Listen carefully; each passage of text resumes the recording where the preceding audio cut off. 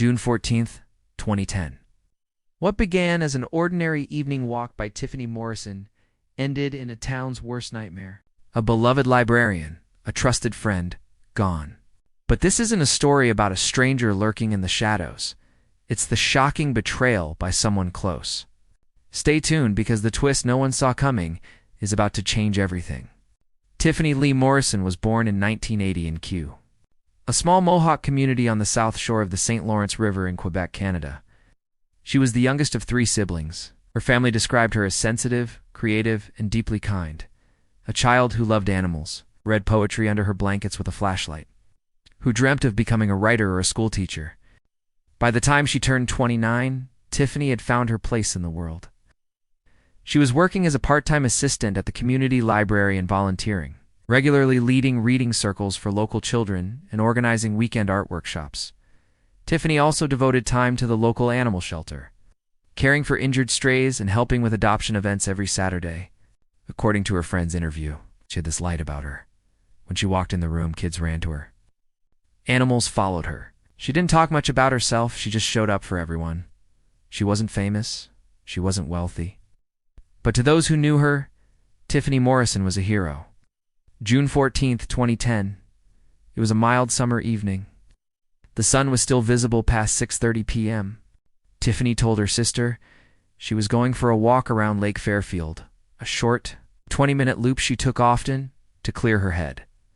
She left her purse on the kitchen counter, grabbed her phone, wore light sneakers and a hoodie, according to Tiffany's sister's interview. She said, "I'll be back in half an hour." I didn't think twice. She often walked that path alone. The lake wasn't far. It was quiet, safe, and surrounded by nature. She felt at peace there.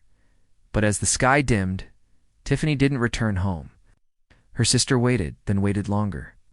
By 8:15 p.m., the unease had turned to full panic. She called Tiffany's phone. It rang and went to voicemail 3 times. 4. Then silence. She was always back on time. Always. When the sun dipped and she wasn't home, they knew something was wrong. At exactly 8:21 p.m., a local jogger noticed something odd. Tiffany's gray Mazda was parked unusually close to the edge of the lakeside gravel lot. The engine was off. The driver's door unlocked. Inside, nothing looked out of place.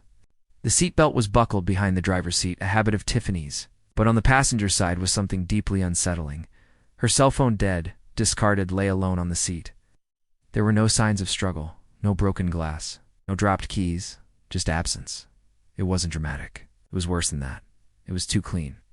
Police arrived within 30 minutes. They dusted the car for prints, canvassed the lake trail. Boats were deployed. Canines south were brought in. Nothing. The community mobilized. Dozens volunteered in overnight searches. But theories were few. Had she run away? Had someone picked her up?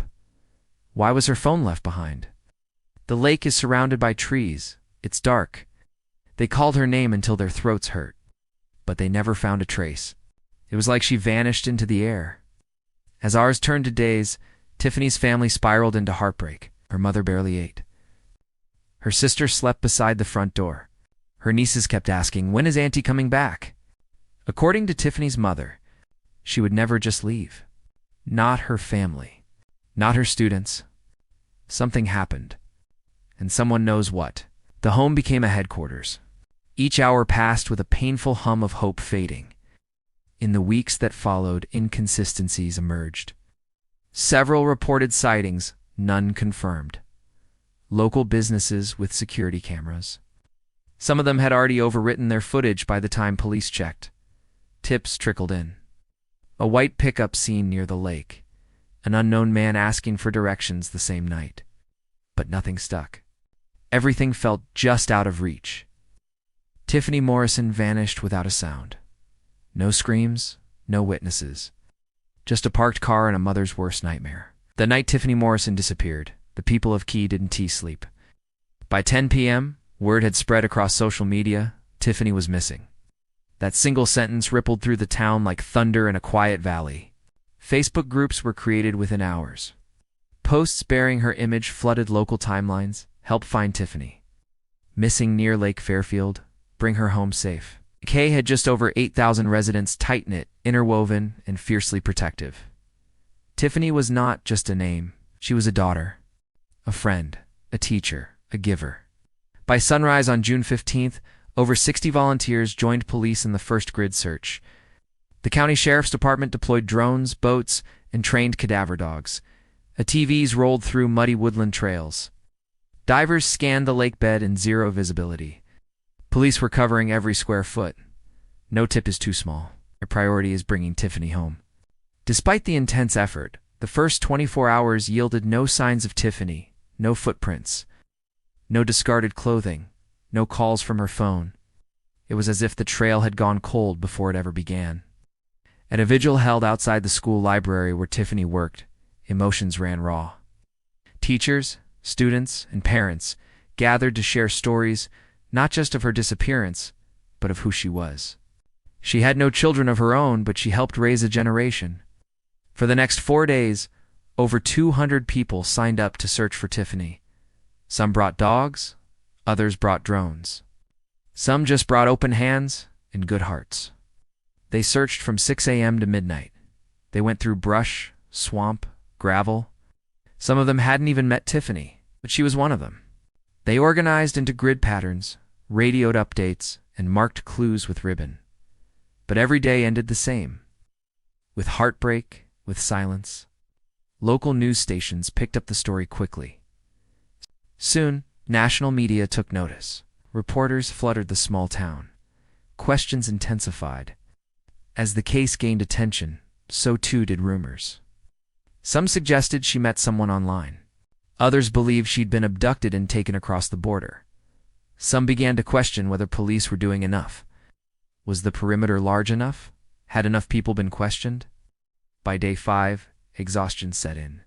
Volunteers were running on fumes. Families were clinging to hope that was thinning by the hour. But no one quit. Not the searchers. Not her family. Not her community. They began as search parties. But over time, they became something else. A wall of love. A shield against silence. A promise.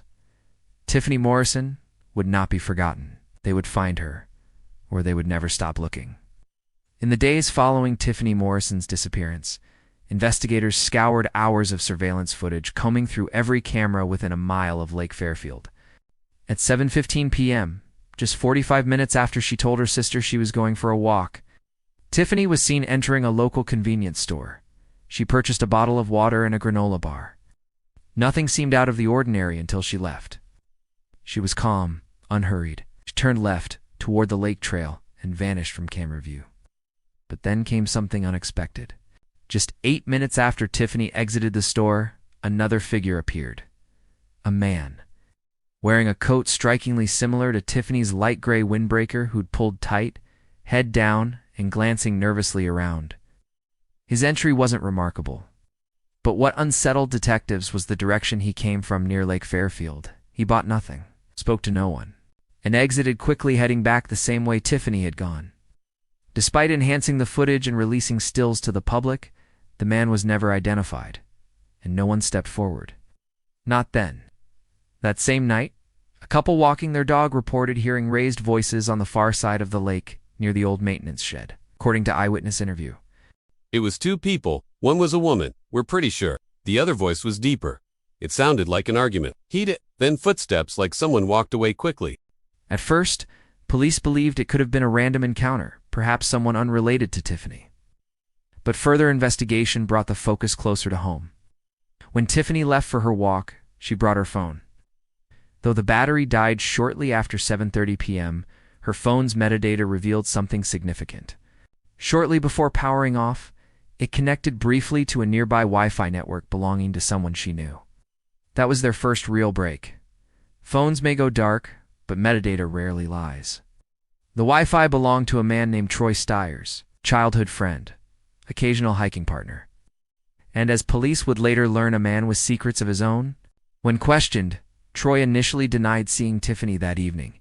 He claimed he was home, alone, playing video games. But phone records placed him at Lake Fairfield between 7:10 and 7:50 p.m.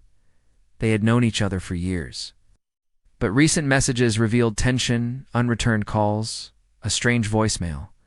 Was he telling the truth or hiding something? Police began to construct two possibilities: that Troy had randomly crossed paths with Tiffany that night, or that he had waited intentionally.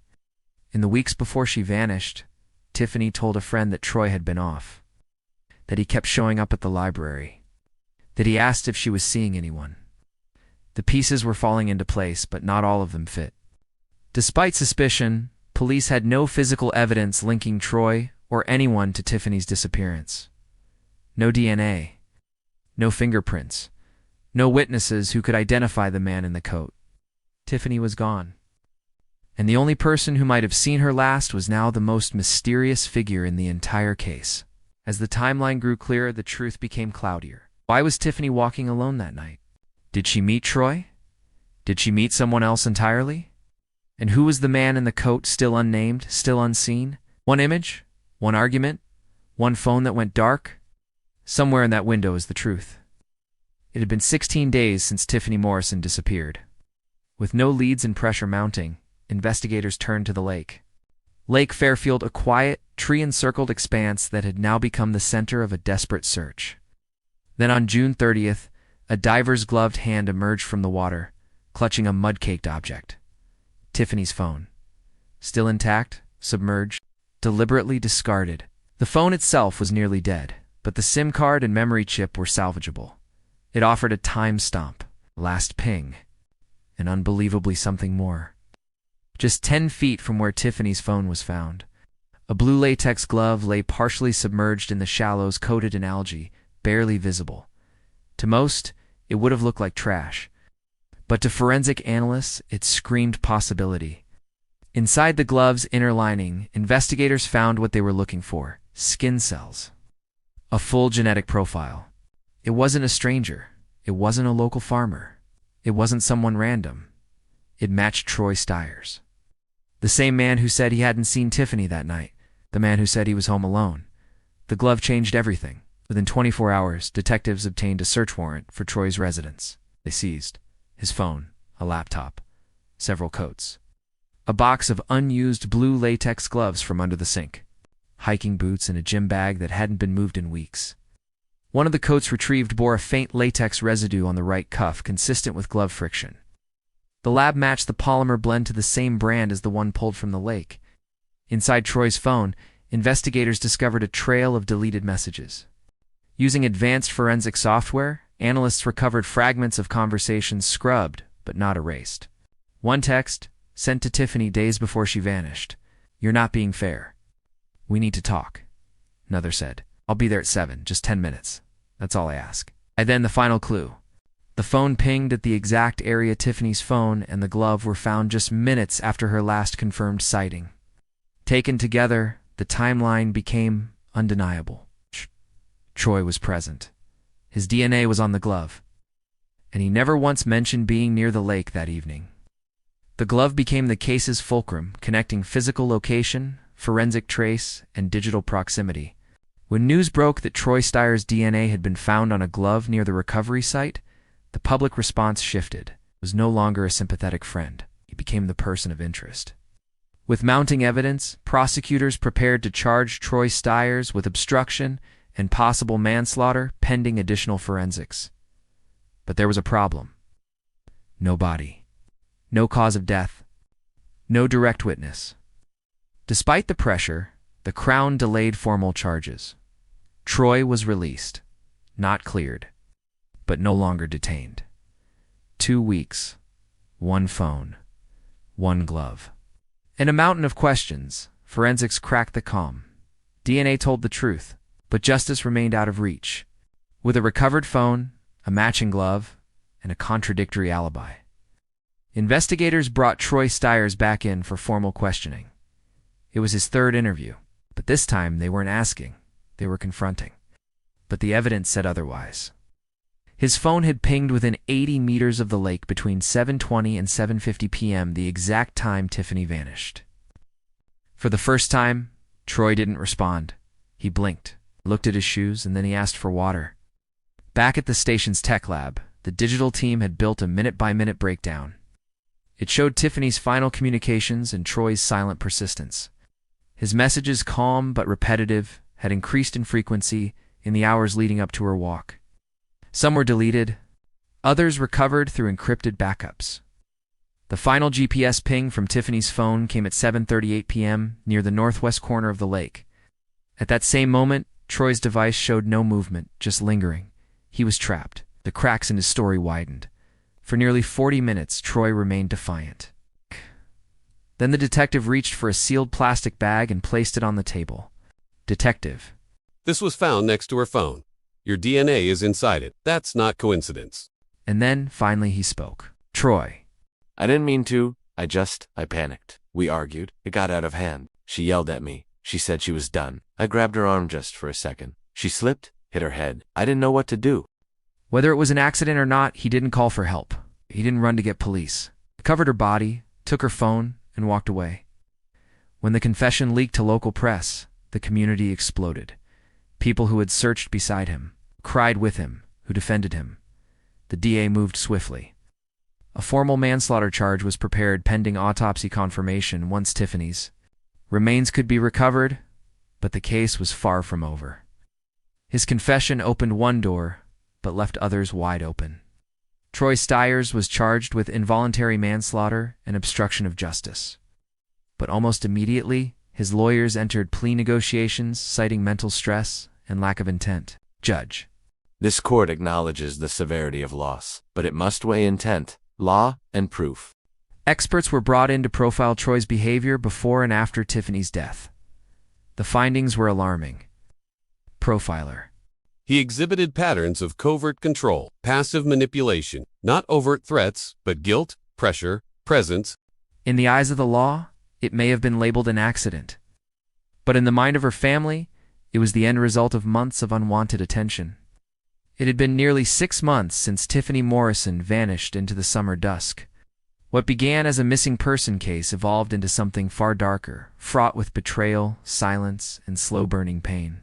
In October of that year, Troy Stiers stood before a judge and quietly entered a guilty plea to the charge of voluntary manslaughter. In exchange, he avoided a full trial and spared Tiffany's family the agony of graphic testimony. He was sentenced to 25 years without the possibility of parole.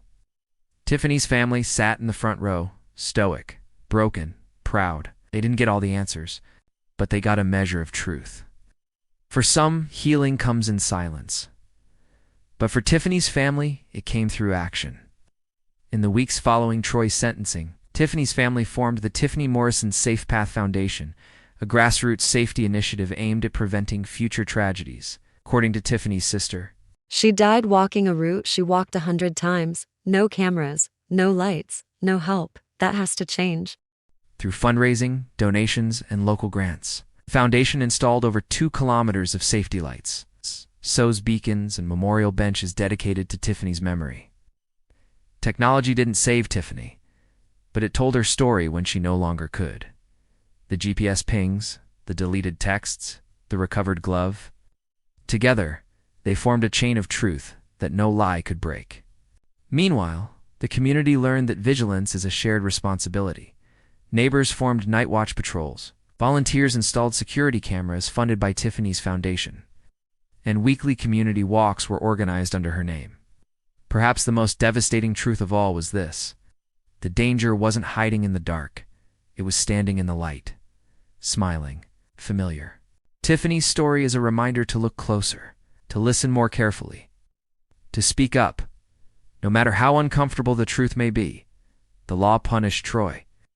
But for Tiffany's family, justice wasn't just about the sentence. It was about reclaiming her name, shifting the narrative from victimhood to voice. Tiffany's name isn't whispered in fear, it's shouted in hope. Cautionary tale. And a cry for change. She went out for a walk. She didn't come home. But her story found its way back. Out of the darkness came light. Out of a stolen life came safety for others. And out of one mother's grief came a community's awakening. If this story moved you, subscribe to the Crime Decoder. Because every story hides deeper truths. And together, by exposing them, we protect one another.